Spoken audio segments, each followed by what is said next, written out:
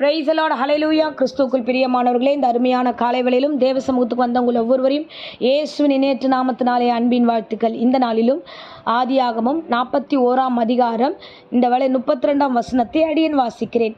இந்த காரியம் தேவனால் நிச்சயிக்கப்பட்டிருக்கிறது என்பதையும் தேவன் இதை சீக்கிரத்தில் செய்வார். ஆமேன், ஹல்லேலூயா. யோசேப்பு அருமையான வார்த்தை சொல்லுகிறார், இந்த காரியம் தேவனால் நிச்சயிக்கப்பட்டிருக்கிறது.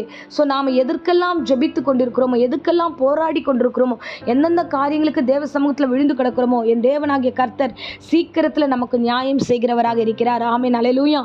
அநீதி நிறைந்த உலகம் இது. இந்த அநீதி நிறைந்த உலகத்தில் நாம் நியாயத்தை தேடி கொண்டிருக்கிறோம். எங்கேயாவது நியாயம் கிடைக்காதா, எங்கேயாவது என்னுடைய வார்த்தைகள் எடுபடாதா, எங்கேயாவது தேவன் நீதி செய்ய மாட்டாரா என்று இன்றைக்கு காலை வேளையில் எத்தனையோ பேர் சில நியாயங்களுக்காக போராடி இருக்கலாம். என் தேவனாகிய கிறிஸ்து உங்களிடத்தில் இந்த காலை வேளையில பேசுகிறார். யோசேப்பு சொல்லுகிறார், தேவன் இதை சீக்கிரத்தில் உங்களுக்கு நன்மையை செய்வார், அவர் உங்களுக்காக சீக்கிரத்தில் ஆசீர்வாதத்தை கட்டளிடுவார் என்று சொல்லுகிறார். ஆமென், ஹல்லேலூயா. பாருங்கண்ணா, லூக்கா 18ஆம் அதிகாரத்தில் நம்ம ஒரு சம்பவத்தை வாசிக்கிறோம். இங்கே ஒரு ஏழை விதவியை குறித்து சொல்லப்பட்டிருக்கிறது. அவங்க பார்த்தீங்கன்னா அவங்களுக்கு நியாயம் கிடைக்கணும்னு சொல்லிட்டு அந்த பட்டணத்தில் இருக்கிற ஒரு நியாயாதிபதி கிட்ட போறாங்க. அந்த நியாயாதிபதியோ அநீதி உள்ள ஒரு மனிதன். அந்த மனிதன் கிட்ட டெய்லி போறாங்க, ஆனா ஒரு நியாயமும் அவங்களுக்கு கிடைக்கல. ஆனாலும் விடாப்பிடியா அவங்க போய்கொண்டே இருக்கிறார்கள். அப்பொழுது நீங்க பாத்தீங்கன்னா வசனம் சொல்லுது, அந்த அநீதி உள்ள நியாயாதிபதி இந்த விதவை எப்பொழுதும் என்னை தொந்தரவு பண்ணிட்டே இருக்கிறாங்க, இவங்க என்னை அலட்டிக்கிட்டே இருக்கிறாங்க, எனக்கு நியாயம் செய்யும் நியாயம் செய்யும் என்று. ஸோ இவர்களுக்கு சீக்கிரத்தில் நான் போய் நாளைக்கே நான் நியாயம் செய்கிறேன்னு சொல்லி அவன் அந்த நியாயத்தை செய்கிறான். ஸோ இதை தான் இயேசு கிறிஸ்து சொல்லுகிறார். நம்ம வாசிக்கிறோம் 8ஆம் வசனத்துல, சீக்கிரத்திலே அவர்களுக்கு நியாயம் செய்வார் என்று வேதம் சொல்லுகிறது. பார்த்தீங்கன்னா அந்த வசனத்தில் பார்த்தீங்கன்னா இயேசு கிறிஸ்து சொல்லுகிறார், அநீதி உள்ளவனே நியாயம் செய்யும் பொழுது உங்களுக்காக நீதி உள்ள தேவனாகிய கர்த்தர் நான் நியாயம் செய்யாமல் இருப்பேனோ, உங்களுக்காக நான் நியாயம் செய்வேன். ஆமென், ஹல்லேலூயா. சீக்கிரத்திலே உங்களுக்கு நியாயம் செய்வார், சீக்கிரத்திலே நமக்கு நியாயம் செய்வார். ஆமென்.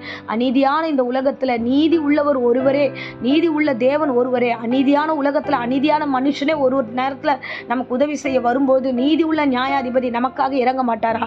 ஆமென், ஹல்லேலூயா. ஆகையால நாம இந்த நிலையிலையும் சோர்ந்து போகாம ஜெபிக்கணும், தேவ சமூகத்துல விடாம ஜெபிக்கணும். போராடி தேவ சமூகத்துல நீர் ஆசீர்வதித்தால வழி போக விடேன் என்று சொல்லி போராடி நம்ம ஜெபிக்கணும். யாக்கோபு அப்படிதான் ஜெபித்தான். ஆண்டவரே நீர் ஆசீர்வதிக்கிற வரைக்கும் நான் போக மாட்டேன் ஆண்டவரேன்னு சொல்லிட்டு அந்த ஜெபத்தையும் கர்த்தர் கேட்டு அவனை ஆசீர்வதித்து அவனுடைய பெயர் முதற்கொண்டு எல்லாவற்றையும் மாற்றினார். அந்த தேவன் தான் இப்பொழுதும் நம்மதில் இருக்கிறார், நமக்காக சகலத்தையும் செய்ய வல்லவராய் இருக்கிறார். ஆமென், ஹல்லேலூயா. அவர் ஒருபோதும் நம்மளை கைவிடுகிற தேவன் அல்ல. அவர் சீக்கிரத்தில் வருவார், பதிலை தருவார், சீக்கிரத்தில் நியாயம் செய்வார், சீக்கிரத்தில் நமக்காக நன்மையான காரியங்களை வாய்க்க பண்ணுவார். ஆமென், ஹல்லேலூயா. இங்க பார்த்தீங்கன்னா எகிப்து தேசம் முழுவதும் அழியக்கூடாது என்பதற்காகவே கர்த்தர் தாமே இந்த ஒரு காரியத்தை வெளிப்படுத்தியிருக்கிறார். அப்போ தேவன் அழிக்கிற தேவன் அல்ல, அழிவை எதிர்பார்க்கிற தேவனும் அல்ல. அந்த அழிவின் காரியத்திலையும் சீக்கிரமாக நியாயம் செய்து ஒவ்வொரு உயிரையும் காப்பாற்றுகிற தேவன். அப்படியே உங்களையும் உங்கள் வீட்டையும் உங்கள் சபையும் கர்த்தர் காப்பாற்றி உங்களை பத்திரமாய் நடத்தும் வல்லவராக இருக்கிறார். ஆமென். ஸோ இப்பொழுது நம்ம ஆகஸ்ட் 15க்காக அதிகமாக நாங்கள் ஜெபித்து கொண்டிருக்கிறோம். அழிந்து போகிற வாலிபர்களுக்காக நாம் ஒருமித்து உபவாசம் வைத்து இந்த நாளில் ஜெபம் பண்ணிட்டு இருக்கோம். என் தேவன் தாமே எந்த வாலிபரும் அழிந்து போகாதபடி சீக்கிரத்தில் கர்த்தர் தாமே நியாயம் செய்து ஒவ்வொரு வாலிபர்களும் கர்த்தர் மீட்டெடுப்பார். இந்த சென்னையில் ஆண்டவர் ஒரு பெரிய எழுப்புதலை உங்களை கொண்டு இந்த பிரசங்கம் கேட்கிற அருமையானவர்களே நீங்கள் போய் சொல்லும்போது யாராவது ஒருவர் இந்த மீட்டிங்கோ இல்லை இயேசுவை ஏற்றுக்கொண்டாலோ ஒரு பெரிய மாற்றத்தை இந்த தேசத்தில் செய்ய வல்லவராய் இருக்கிறார். யோசேப் என்ற ஒரே ஒரு மனிதனை கொண்டு எகிப்து தேசம் முழுவதும் கர்த்தர் காப்பாற்றினார். அதே மாதிரி உங்களுடைய வாயின் வார்த்தைகளை கொண்டு தேவன் சீக்கிரத்தில் நியாயம் செய்து மிகப்பெரிய ஆசீர்வாதத்தை உங்களை சுற்றி இருக்கிறவங்களுக்கு மத்தியில் கர்த்தர் செய்யவும் வல்லவராய் இருக்கிறார். ஆமென். ஸோ ஆகையால தேவன் சொல்லின வார்த்தை, இந்த காரியம் நிச்சயமாய் ஆண்டவர் சீக்கிரத்தில் நம்மளை ஆசீர்வதிப்பார்.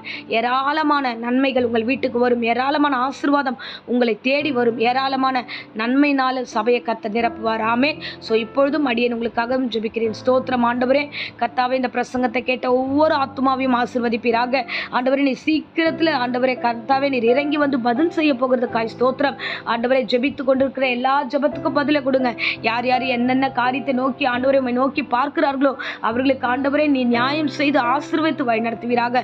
உம்மால் கூடாத அற்புதமான காரியம் ஒன்றுமில்லை ராஜா. இந்த அதிகாலையிலும் ஜெபிக்கிற ஜெபத்துக்கு ஆண்டவரை விண்ணப்பம் பண்ணின விண்ணப்பங்களுக்கெல்லாம் நீர் பதிலை கொடுத்து ஆசீர்வதித்து வழி நடத்தும். சீக்கிரத்தில் நியாயம் செய்யும். அவரவருக்கு வரவேண்டிய வேண்டிய பங்கு, அவரவருக்கு வர வேண்டிய நியாயம், அவரவருக்கு வர வேண்டிய நன்மைகளும் ஆண்டவரே நீர் நிறைவேற்றும் ஆசீர்வதியும். எந்த நாசம் மோசமும் அணுகாமல் காத்துக்கொள்ளுங்க. இந்த வேளையில் வியாதி விக்கிரங்கள் பலவீனங்களோடு யாராகிலும் இந்த பிரசங்கத்தை கேட்டுக்கொண்டிருந்தால் பூரண சுகத்தையும் ஆரோக்கியத்தையும் கர்த்தர் கட்டளையிட்டு ஆசீர்வதித்து வழிநடத்தும். இம்மட்டும் காத்த தெய்வத்துக்கு கொடான கொடி ஸ்தோத்திரம். இனியும் காத்து வழிநடத்தும். இயேசுவின் நேற்று நாமத்தில் ஜெபித்து ஆசீர்வாதத்தை ஒப்புக் கொடுக்கிறேன் ஜீவனுள்ள நல்ல பிதாவே. ஆமேன், ஆமேன். Praise the Lord. God bless you.